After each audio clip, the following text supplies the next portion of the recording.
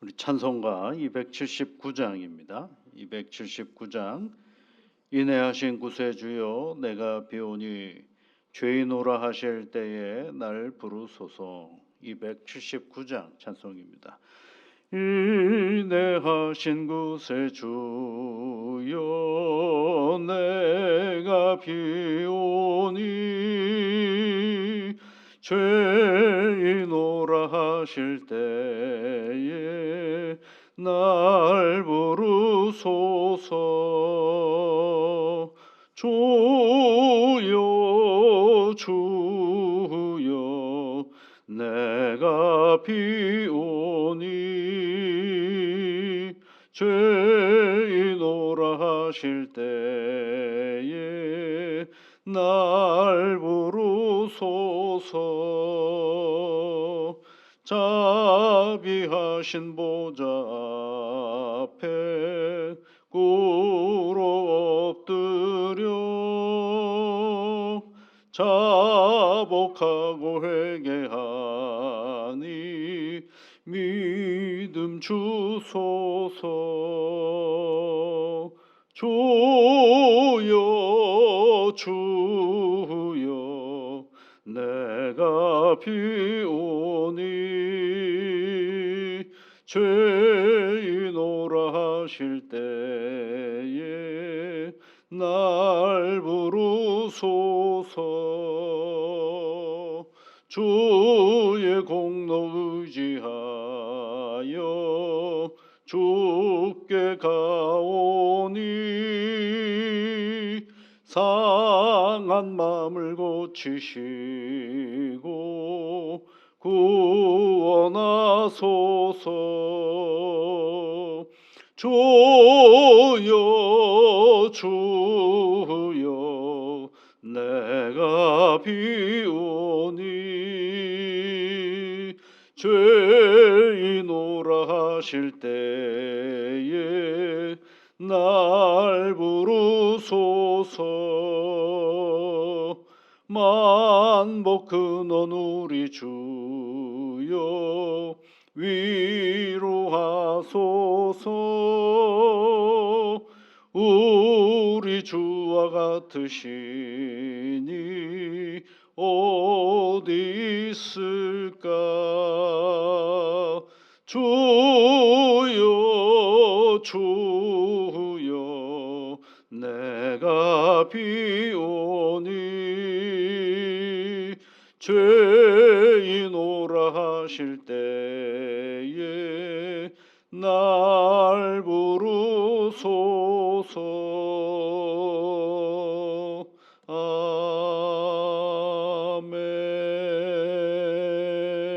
아멘. 언제나 우리와 함께 하시는 여호와 아버지 하나님, 이른 아침에 또 이 새벽에 하나님 앞에 나와 기도하는 시간을 허락하여 주셔서 감사를 드립니다. 사랑하는 주의 자녀들이 하나님 앞에 간구하는 시간이 오니 이 시간 함께하여 주셔서 그 간구에 귀를 기울여 주시고 하늘의 은혜와 복으로 함께하여 주옵소서. 날이 몹시 추워진 오늘입니다. 성령 하나님, 우리의 마음과 몸이 움츠러들지 않도록 주 성령께서 우리 돌보아 주시사 하나님 은혜 안에서 이 겨울을 잘 날 수 있도록 하나님께서 날마다 새로운 건강으로 함께하여 주옵소서. 하나님 앞에 이른 아침에 간구하옵는 것은 이 나라를 위하여 기도합니다. 성령 하나님께서 여기까지 이 나라를 이끌어 주신 것 감사를 드립니다. 지난 대한민국의 역사를 돌아보면 참 어렵고 힘들었던 시간들, 국가의 여러 가지 위기 속에서도 여기까지 이끌어 주시고 도와주셔서 오늘에 이르게 되었음을 우리가 늘 감사하며 살아가는 저희들 되게 인도하여 주옵소서. 전쟁 이후에 아버지 하나님, 이렇게 번영의 길로 나아가는 나라가 거의 없는 이 세상 속에서 사람의 수고와 애씀도 있었지만 하나님의 도움이 전적이었음을 결코 잊어버리지 않는 저희들 되게 이끌어 주시사 오늘 우리에게 당면한 이 국가적인 여러 가지 형편들 가운데에서도 너무 두려워하여 우리의 갈 바를 잃어버리지 않게 하시고 너무 염려하여 우리가 오늘 누리는 이 번영의 기쁨들을 누리지 못하는 일 또한 없게 하여 주옵소서. 그러므로 말미암아 하나님, 이 민족이 여기까지 오게 된 것들을 세계 만방에 알려서 어렵고 힘든 나라들 또한 하나님의 은혜 안에서 나아갈 수 있음을 보여주는 모범된 국가가 되어줄 수 있도록 성령 하나님께서 이끌어 주옵소서. 바라옵기는 이 땅에 살아가는 모든 이들이 사는 기쁨이 있는 세상살이가 되게 이끌어 주시옵소서. 그들이 가지고 있는 모든 차이가 있음에도 불구하고 그 차이가 차별이 되지 아니하도록 우리 하나님 도와 주시옵소서. 나의 어린 사람부터 시작해서 나이가 많은 모든 분들까지도 함께 살아가는, 더불어 함께 살아가는 세상이 되어줄 수 있도록 우리 하나님께서 돌보시며 이끌어 주시옵소서. 감사를 드리며 예수님 이름으로 기도드립니다. 아멘. 하나님의 말씀은 요엘서 말씀입니다. 2장 18절부터 27절까지 말씀을 우리 함께 같이 읽어보겠습니다. 18절부터 27절까지입니다. 그때 여호와께서 자기의 땅을 극진히 사랑하시어 그의 백성을 불쌍히 여기실 것이라. 여호와께서 그들에게 응답하여 이르시기를 내가 너희에게 곡식과 새 포도주와 기름을 주리니 너희가 이로 말미암아 흡족하리라. 내가 다시는 너희가 나라들 가운데에서 욕을 당하지 않게 할 것이며 내가 북쪽 군대를 너희에게서 멀리 떠나게 하여 메마르고 적막한 땅으로 쫓아내리니 그 앞에 부대는 동해로 그 뒤에 부대는 소해로 들어갈 것이라. 상한 냄새가 일어났고 악취가 오르리니 이는 큰 일을 행하였음이니라 하시리라. 땅이여 두려워하지 말고 기뻐하며 즐거워할지어다. 여호와께서 큰 일을 행하셨음이로다. 들짐승들아 두려워하지 말지어다. 들의 풀이 싹이 나며 나무가 열매를 맺으며 무화과 나무와 포도나무가 다 힘을 내는도다. 시온의 자녀들아 너희는 너희 하나님의 여호와로 말미암아 기뻐하며 즐거워할지어다. 그가 너희를 위하여 비를 내리시되 이른 비를 너희에게 적당하게 주시리니 이른 비와 늦은 비가 예전과 같을 것이라. 마당에는 밀이 가득하고 독에는 새 포도주와 기름이 넘치리로다. 내가 전에 너희에게 보낸 큰 군대 곧 메뚜기와 느치와 황충과 팥중이가 먹은 횟수대로 너희에게 갚아주리니 너희는 먹되 풍족히 먹고 너희에게 놀라운 일을 행하신 너희 하나님 여호와의 이름을 찬송할 것이라. 내 백성의 영혼이 수치를 당하지 아니하리로다. 그런즉 내가 이스라엘 가운데 있어 너희 하나님 여호와가 되고 다른 이가 없는 줄을 너희가 알 것이라. 내 백성의 영혼이 수치를 당하지 아니하리로다. 아멘. 예. 오늘 이야기는 보니까 앞전에 이야기했던 17절까지의 말씀과는 내용이 너무 다르죠. 17절 앞에 보면 뭐죠? 어두컴컴하고 여호와의 날이 임한다라고 얘기했는데 오늘 18절에 보면 그때에 그렇죠. 그때가 뭐냐면 이제 여호와의 날이 임하는 그때에. 그런데 이번에는 심판이 아니라 뭐라고 말씀하시느냐면 18절 말씀에 자기의 땅을 극진히 사랑하시오 그의 백성을 불쌍히 여기실 것이다 라고 얘기를 하고 있습니다. 앞전에서는 여호와의 날 그때에 하나님께서 어둡고 캄캄한 날이라 라고 말씀하시고 심판하시겠다라고 말씀하시고 메뚜기를 보내어서 다 멸해버리시겠다라고 말씀하셨는데 또 그때에 하나님께서는 뭐 한다 그러셨어요? 자기의 땅을 극진히 사랑하시오 이렇게 시작하죠. 우리가 그 앞전에서 그런 말씀 배웠죠. 하나님의 심판은 돌아오라고 하는 경고임과 동시에 또 뭐라 그러세요? 누가 돌아서는 겁니까? 하나님의 그 마음을 돌이키는 시간이다라고 말씀을 들었습니다. 그래서 14절 한번 보시면 주께서 혹시 마음과 뜻을 돌이키시고 그 뒤에 복을 내리사 이런 표현이 있잖아요. 너희 하나님 여호와께 소제와 전제를 드리게 하지 아니하실는지 누가 알겠느냐. 하나님도 돌이키시는 분이다라는 것입니다. 그러면 돌아왔기 때문에 돌이키는 거냐? 꼭 그런 것만은 아닙니다. 돌아오는 것도 필요하지만 하나님께 돌아오는 것도 필요하지만 그것과 상관없이 하나님은 돌이키시는 하나님이시다라는 거죠. 우리가 오해하면 안 됩니다. 우리가 돌이키면 하나님의 복을 주시는 건 맞지만 그것이 전제 조건은 아니거든요. 돌아가는 건 우리가 할 일이지만 우리가 돌아가든 안 돌아가든 하나님의 깊은 마음 가운데는 뭐가 있느냐면 하나님의 백성들을 사랑하신다. 자기의 땅을 극진히 사랑하시어 그 백성을 불쌍히 여기신다라는 것입니다. 이게 어떤 분이에요? 이분이 하나님이시죠. 하나님이 어떤 분이시라고 그랬어요? 13절 말씀에 보면 은혜로우시며 자비로우시며 노하기를 더디하시며 인애가 크신 분이시며 또 뜻을 돌이켜 재앙을 내리지 아니하시는 하나님이시다라고 이야기하잖아요.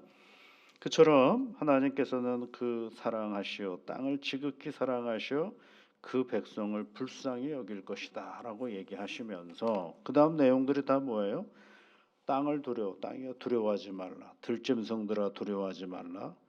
그리고 24절 말씀에 뭐예요? 마당에는 밀이 가득하고 독에는 새 포도주와 기름이 넘친다라고 얘기를 했고 더 기가 막힌 말씀은 25절 말씀에 보시면 메뚜기가 먹은 횟수대로 너희에게 갚아주신다라고 말씀하고 있죠.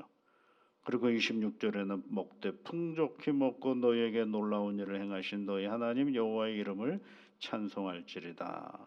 그러면서 그 풍족하게 주시고 여호와 하나님이 그 땅을 사랑하시는 것을 뭐라고 얘기하냐면 27절에서는 너희 하나님 여호와가 되고 내가 이스라엘 가운데 있어 너희 하나님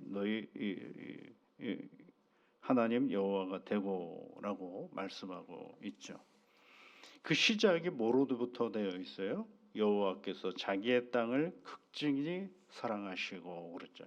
여러분 이 18절 말씀은 여러분이 가지고 있는 성경이라면 한번 줄을 거서서 반복해서 읽고 외워보셨으면 좋겠어요. 그때에 그때는 어때요? 우리가 놓여 있는 그때. 그때가 어떤 형편일까요? 좋을 때도 있고 나쁠 때도 있겠죠.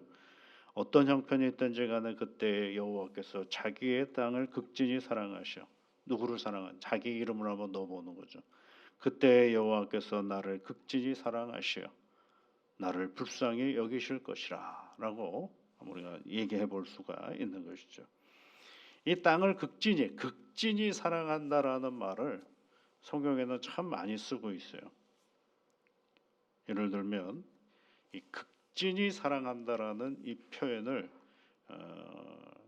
히브리어로는 카나라는 단어로 쓰고 있는데 카나라는 단어를 히브리어를 일반적으로 뭐로 번역을 했느냐면 질투로 번역을 해놨어요. 질투. 그래서 여러분 하나님은 어떤 하나님이시라고 되어 있어요?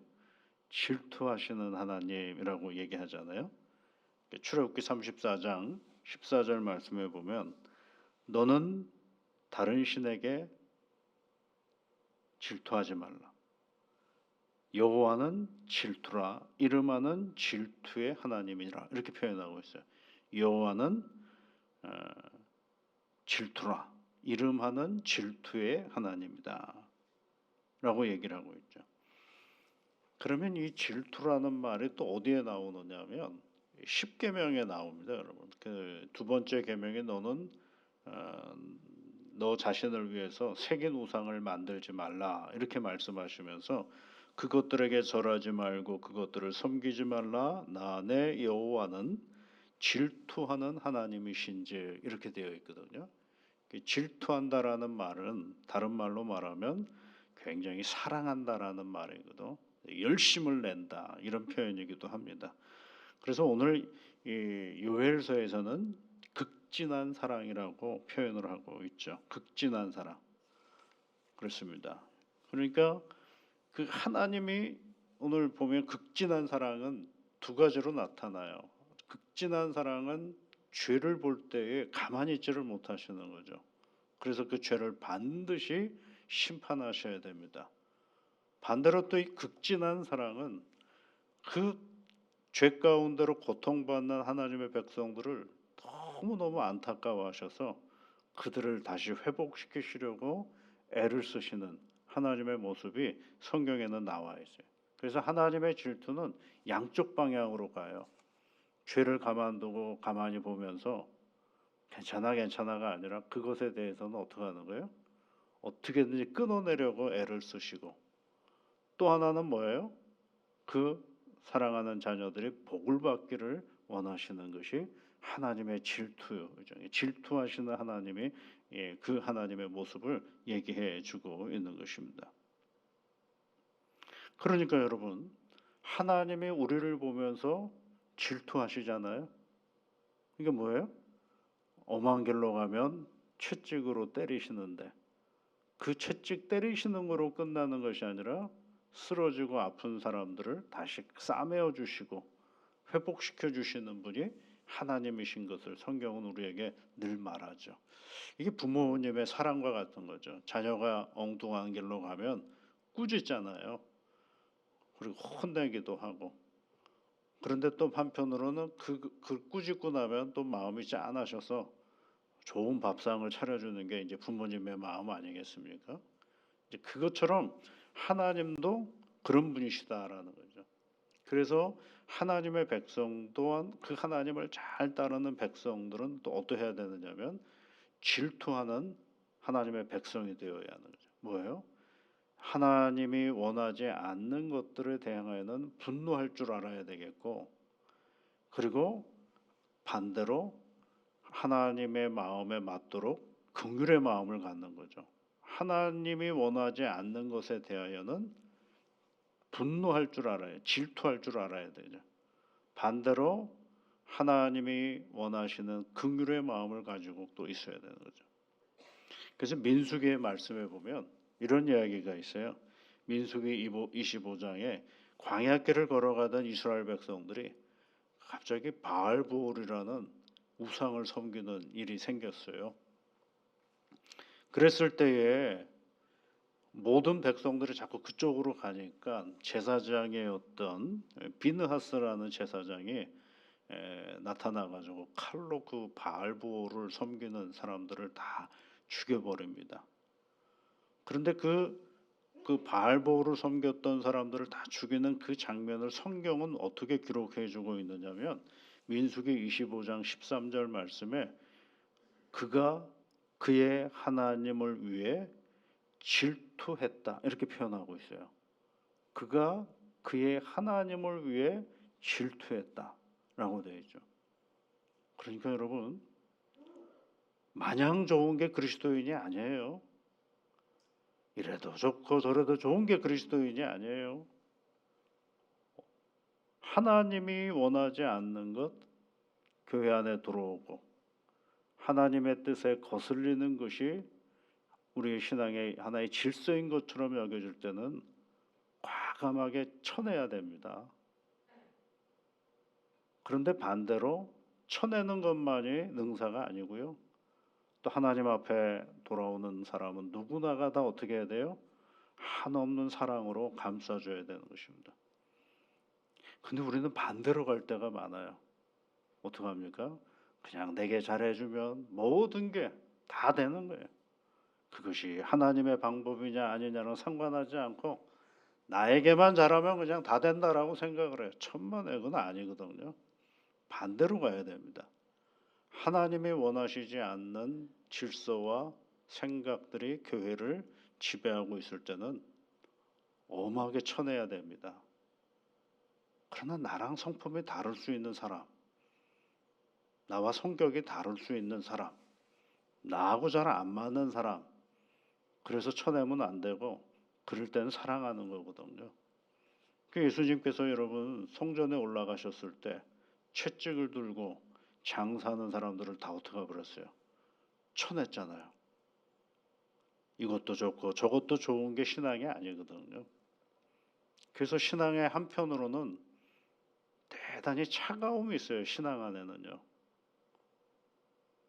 그 차가움만 가지고 있으면 안 되고요. 그 차가움의 뒷면에는 또 뭐가 있어야 되느냐면 사랑이 있어야 되거든요. 누구나가 다 사랑할 수 있는 주님에게로 돌아오면 누구나가 다 사랑할 수 있는 사람이 되어야 되거든요. 그래서 이 차가움과 따뜻함이 공존하는 게 이게 뭐예요? 신앙의 자리거든요. 아무거나 좋을 수는 없어요. 신앙의 자리는요.